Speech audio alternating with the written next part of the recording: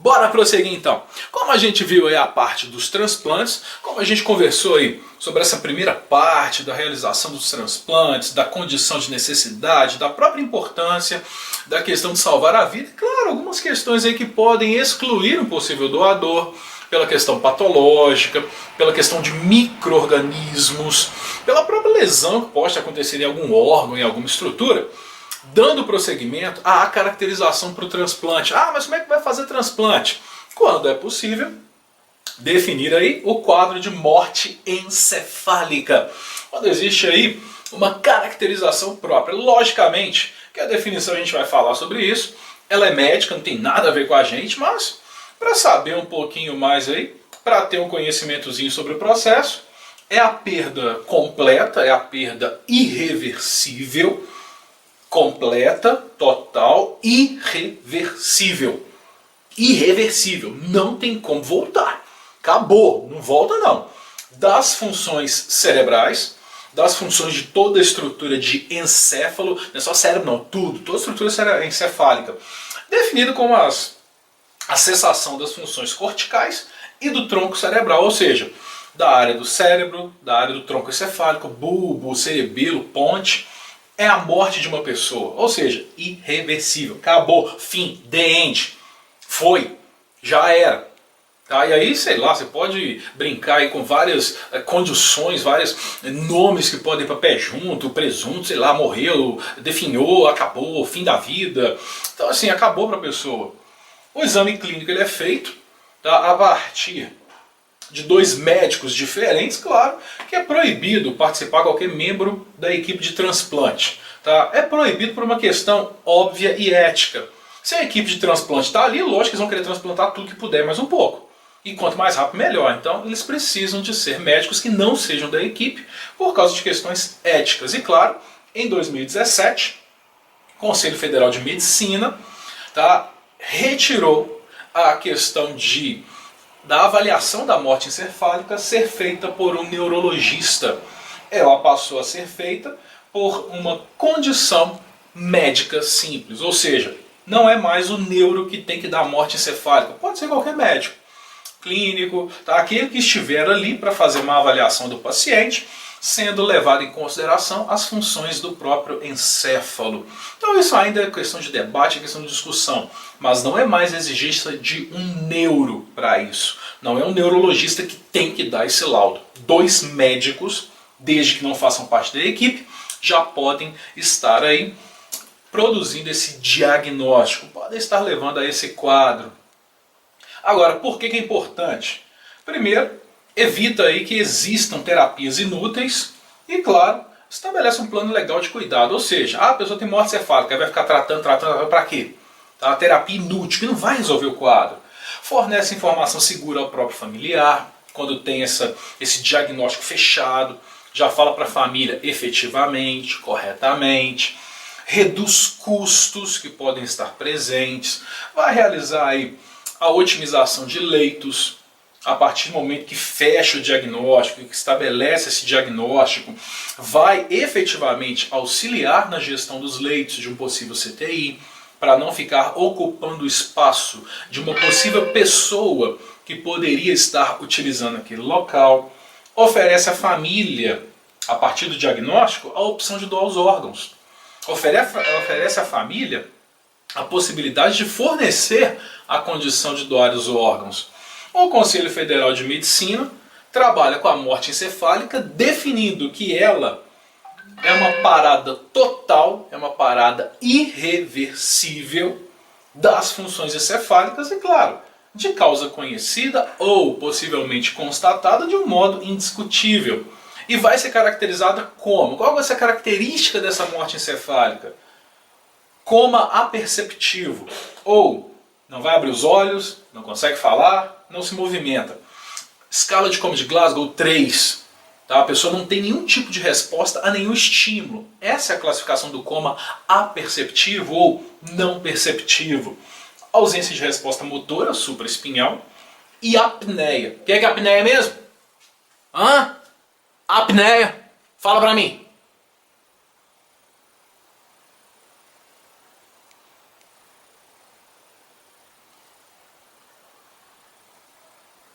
ausência, eu sei que vocês falaram isso, ausência de movimentos respiratórios, ausência de respiração. Esse quadro em que a pessoa está e para, e cessa. Então isso indica o quadro agregado à situação do coma, somado com a falta de resposta, o quadro de apneia, o quadro de morte encefálica. O quadro clínico do paciente, tá, ele vai ser constatada a morte, tá, maior de 2 anos, para fazer doação dos órgãos diretamente, portador, tá, de doença estrutural metabólica conhecida, de caráter irreversível que será essa morte, vai ter falência total, aí, inclusive do tronco encefálico, e quando um quadro clínico que persista de maneira invariável por um período mínimo de 6 horas. Um quadro clínico sem alteração nenhuma, sem nenhuma modificação, para mais de 6 horas. E a definição legal de morte, tá? Qual que é? Como é que vai saber que a pessoa morreu? Legalmente falando, morte é quando ocorre a interrupção total, completa e sem chance de voltar. Retorna não, é irreversível. Não vai ter a reversão do quadro, não vai voltar ao que era.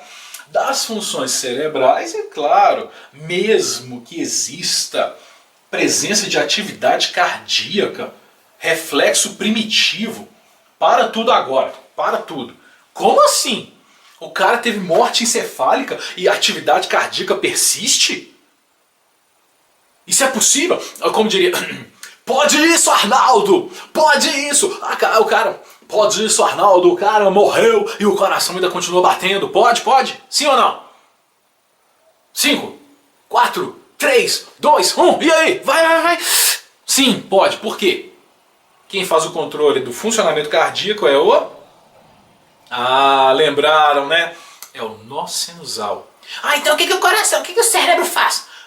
O sistema nervoso central, ele só vai coordenar o funcionamento. O sistema nervoso central só vai dar o alerta pro coração. Seu filho, o nó sinusal, dá seu jeito aí, ó. Tá devagar aqui, tá chegando pouco sangue, acelera isso aí. O nó sinusal, dá seu jeito aí, ó. Tá muito forte, diminui, reduz um pouquinho.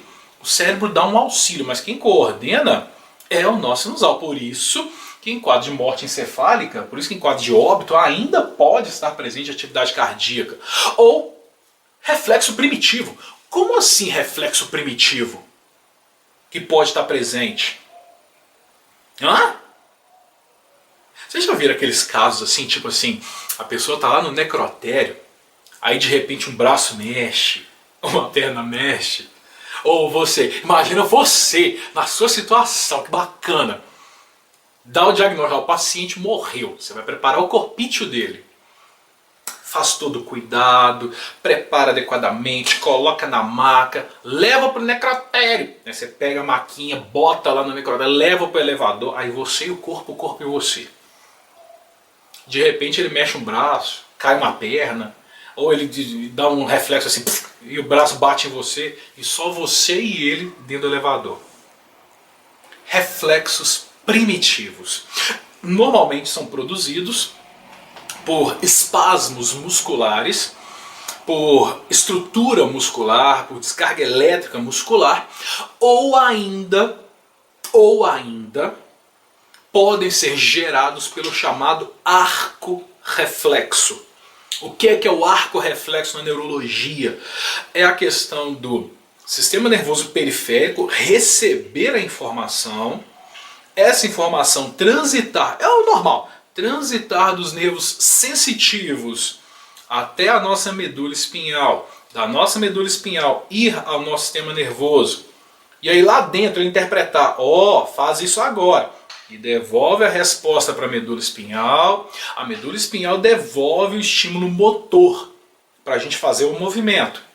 O arco reflexo é o processo em que o estímulo sensorial ele é percebido, só que da medula, ele chega na medula espinhal e já volta automaticamente. Por isso que é chamado de arco reflexo. Ele vai e volta. Não dá tempo de processar a informação. Depois é que o seu cérebro vai interpretar o que aconteceu. Um exemplo, arco reflexo, panela quente. Ou então, eu não posso ficar falando muito não, que eu sou meio desastrado. Faca. Você está lá picando a cebola, picando, sei lá, preparando o alimento, de repente você bate a faca no dedo e corta um pedaço. Você tira na hora e já puxa, aperta, pressiona, sem você pensar no ato. Você não vai, nossa, eu cortei meu dedo, não, vai sair sangue. Você não vai fazer isso. Ou, panela quente, você vai pôr a mão e já puxa direto. Isso é o arco reflexo, é um reflexo primitivo. Você não pensa nele, acontece. Então podem surgir, esses arcos podem surgir no quadro de morte encefálica, no quadro da morte. Agora, pode ser causada essa morte por algum politrauma, com trauma crânioencefálico, o acidente vascular encefálico, hemorrágico ou isquêmico, tumorações cerebrais podem levar, anóxia, ausência de oxigênio, ausência de oxigênio, devido a algum folgamento, algum caso de pós-PCR, uma parada cardiorrespiratória em que não houve uma solução para a situação, hipóxia, baixa concentração, anóxia, ausência, tá? Não vai ter mais oxigênio. É necessário 2 exames clínicos para confirmar, um teste de apneia e um exame complementar confirmatório. E no caso dos exames, tá, vão ser feitos aí. É lógico que se vocês pesquisarem pode ter variação de tempo, mas em condições gerais. Da pessoa que vamos falar assim, do bebê, tem ali de 7 dias até 2 meses, 48 horas, 2 meses a 1 ano, 24 horas, 1 ano a 2 anos, 12 e acima de 2 anos, 6. Vocês podem encontrar variações? Podem. Em que sentido? De 7 dias a 2 meses, podem encontrar 24 horas. De 2 meses a 2 anos, 12 horas. E aí acima de 2 anos, 6. Então pode ter essa modificação de tempo. Eu não quis mexer aqui, tá? Para não ter aí a questão da reclamação, mas pode. Quadro de coma irresponsivo. Coma que não responde, aperceptivo, sem manifestação nenhuma. Será feita um teste de resposta motora, fazendo compressão do nervo supraorbital, e não vai ter alteração nenhuma. Compressão do leito ungueal, não vai ter alteração nenhuma na unha. Compressão das articulações temporomandibular, e não alteração nenhuma. Compressão da articulação temporal e da mandíbula, sem nenhum reflexo, sem nenhuma resposta. E claro, o paciente não vai ter nenhum reflexo de retirada de movimentação. Para realizar o teste, escala de Coma de Glasgow 3. Lembram dela? Turma, importante, tá? Escala de Coma de Glasgow, ela vai de 3 a 15. 3 a 15. 3, nada. 15, ó, filé, igual a gente tá aqui agora. Quer dizer, vocês estão em Glasgow 15, né?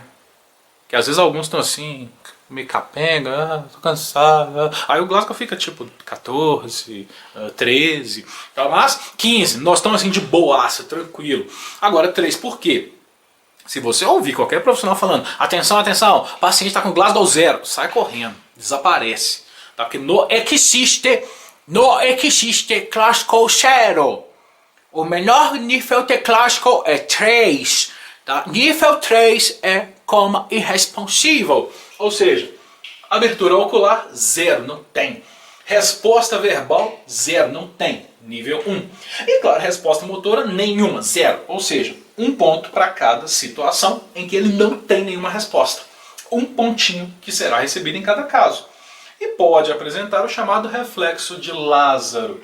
Esse reflexo é um movimento que acontece quando ocorre aí a produção dos movimentos dos braços, tá, fazendo com que eles se elevem e caiam sobre o tórax numa posição similar a algumas múmias egípcias. Os braços vão se elevar, caem no peito de forma cruzada. Tá? Eles se elevam, caem novamente de forma cruzada, como se fosse alguma múmia. Tá? Então o reflexo de Lázaro ele leva e cai. Não diretamente ele vai cair em movimento sincrônico, bonitinho. Ele cai cruzado no peito, ele leva ao peito. Tá como se estivesse fechando. Então é uma possibilidade. Lógico que isso não é um indicativo de morte cerebral. Tá? Isso não vai falar assim, nossa, o cara com reflexo de Lázaro, ele morreu cerebralmente. Não quer dizer isso. Tá? Mas pode ser aí, tá? Qualquer outro reflexo. Vão precisar de outros exames para fazê-lo. Então, elevando aí os braços, eles vão cair de forma cruzada sobre tórax. E aí, claro, pressão do nervo supraorbital, e aí a pessoa não vai ter nenhum reflexo de movimento. Pressão do leito ungueal, tá? De pressão diretamente na unha, a pessoa não vai ter movimento. Da articulação temporomandibular. Vai verificar o estado de ventilação dessa pessoa com o quadro de apneia. E como é que vai verificar a apneia? Tira a ventilação mecânica, deixa 1 minuto e verifica se o tórax vai ter movimentação ou não. E para isso o tórax tem que estar visível, descoberto. Não deve apresentar nenhuma incursão. Então no quadro da apneia, a pessoa está ventilando por causa do aparelho. Aí tirou o aparelho e para. Movimentação zero. Nada. Nenhuma. Durante 1 minuto. Paradinho, quietinho. E vai verificar aí reflexo de tronco. Tá? Claro, a checar dos nervos dos pares cranianos para a morte encefálica devido aí aos testes que podem ser feitos. Tá? Movimentação ocular, de mandíbula, reflexo de movimentos que vão estar sendo trabalhados nos nervos cranianos. Reação pupilar, fazendo com que as pupilas fiquem fixas ou midriáticas, no caso do óbito. Midríase, abertura. E claro, com a exposição da luz, as pupilas não vão ter miose, elas não vão se fechar. Elas vão se manter midriáticas, vão se manter dilatadas, abertas. O arco reflexo palpebral e córneo, tá? Ou seja, tocando as córneas com delicadeza, e vai usar uma gazinha, vai usar uma pinça, tá? Para pingar uma gotinha de soro. E logicamente que a partir do momento que movimenta, o que se espera é que a pessoa não faça nada. Ah, teve morte encefálica. Então abriu o olhinho dela bonitinho, goteja algo, coloca lá aqui, ó, tá vendo? Olha o reflexo natural. Tá? Você vai lá na pessoinha e você já vai, seu corpo já tende a piscar rapidamente. Você não aguenta mantê-lo. Agora, a pessoa com morte encefálica, você pode fazer o que você quiser ali, não vai fazer o que quiser. Mas tocou a região, o estímulo normal não vai existir, porque ela não tem mais nenhum reflexo. Reflexo óculo-cefálico, em que, movimentando a cabeça, horizontal, vertical, os olhos vão ficar fixos. Tá? Então, o olho vai ficar fixo, parado. Aí você pode movimentar a cabeça em qualquer direção, tá? Que o olho não movimenta. Tá? Você pode girar a cabeça que o olho da pessoa fica parado. Ele não vai acompanhar a questão desse movimento que você fizer. Isso indica a questão da morte encefálica, que pode estar ali presente. Vestíbulo calórico, que deve apresentar membrana íntegra, com a questão da condução do estímulo auditivo pérvio, ou seja, sem interrupções. E claro, será feita a infusão de um soro gelado dentro do ouvido para verificar se haverá aí algum movimento ocular. Tá? Para testar algum reflexo, tá? Da estrutura ocular, do congelamento, do resfriamento do pavilhão auditivo. Reflexo de tosse, estimulando ali a carina na traqueia, introduzindo uma sondinha, tá? Diretamente no sistema respiratório. Imagina, você está em condição normal, entrou uma gotinha de água no seu sistema respiratório, um baguinho de feijão, arroz. Você já começa a tossir desesperadamente. Imagina introduzir uma sonda lá e ficar lá movimentando ela lá dentro. Então o que se espera? Que não aconteça nada. Que não tenha nenhum tipo de reflexo. Que não esteja presente nenhuma manifestação. Entra com a sonda até a carina, até essa bifurcação, para realizar aí um estímulo de possível tosse. Reflexo de tronco, nos reflexos que podem acontecer a partir do estímulo que vai significar as alterações do tronco encefálico. E o teste de apneia vai verificar aí a questão da observação, que é parte importante para o protocolo da morte encefálica. O paciente tem que estar de boa lá, normotenso, evolendo, normotérmico, monitorizado, né, oxímetro de pulso, pressão da artéria invasiva. O paciente tem que estar perfeito, completinho. Tá? De que forma? Primeiro vai trabalhar aí com o teste de apneia, com a pressão de gás carbônico, tá? De 40 a 45 milímetros de mercúrio. Hiperoxigênio o paciente a 100% por 10 minutos. Faça a coleta da gasometria, E depois, com o tórax descoberto, retire o paciente da ventilação mecânica, insira um catéter de oxigênio a 6 litros por minuto e verifique se tem algum movimento ventilatório por 10 minutos. Verifique se ele vai movimentar, ou seja, está diagnosticado morte encefálica, então vamos testar. E coleta uma gasometria para verificar se houve ali hematose. É positivo para a morte encefálica se não tiver nenhum movimento e se a concentração de gás carbônico ela aumentar, ou seja, tá lá a concentração de gás carbônico no funcionamento celular, no restante dela, tá no restante do metabolismo, não vai colocar oxigênio para fora. É inconclusivo se não tiver movimentação, mas a questão da concentração de gás carbônico se mantiver baixa, e é negativo quando ocorre algum movimento. Tá? Sendo assim, o protocolo suspenso no teste de apneia. Fez o teste, movimentou, acabou, para tudo, tá? A pessoa ainda não tem morte encefálica definida. Exames complementares podem ser solicitados. Exames complementares podem ser pedidos, claro, sendo feitos por 2 médicos, com um intervalo de tempo entre eles, tá? E o paciente deve ser submetido a esse teste de apneia.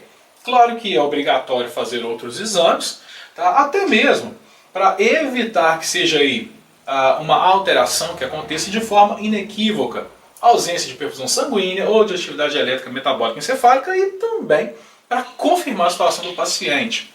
Aí pode ser feito angiografia cerebral, eletroencefalograma, um Doppler transcraniano e até a cintilografia. E o laudo tem que ser assinado por uma pessoa que tenha experiência comprovada nesse tipo de exame, nessa realização. O paciente deve ser submetido a teste de apneia, estimulando o centro respiratório da maior forma possível para verificar se realmente existe essa morte. E vai ser feito, tá, a realização de um único teste. Vários estudos demonstram que 2 testes não aumentam a característica do diagnóstico, não aumentam a segurança. Não quer dizer que fez 2 testes, não, vai ser melhor, vai ser garantido o processo. O relatório, tá, da resolução de 2017 faz com que os critérios brasileiros sejam mais conservadores e seguros que outros países. Ou seja, as definições para se chegar ao quadro de morte encefálica aqui no Brasil é muito mais seguro do que acontece em outros países. Então aqui nós temos um desenvolvimento maior para que realmente o processo de doação ele aconteça da melhor forma possível. Angiografia cerebral é um exame que é feito, tá, com o auxílio de algum catéter para verificar aí, tá, a avaliação da circulação sanguínea intracraniana em decorrência aí de alguma alteração que possa acontecer. Então é feita a visualização de todos os vasos sanguíneos do sistema nervoso, tá? E claro, uma angiografia com ausência de fluxo, ou seja, é feito a administração do contraste e não há nenhuma amostra de fluxo sanguíneo nos vasos cerebrais, não tem nenhuma alteração.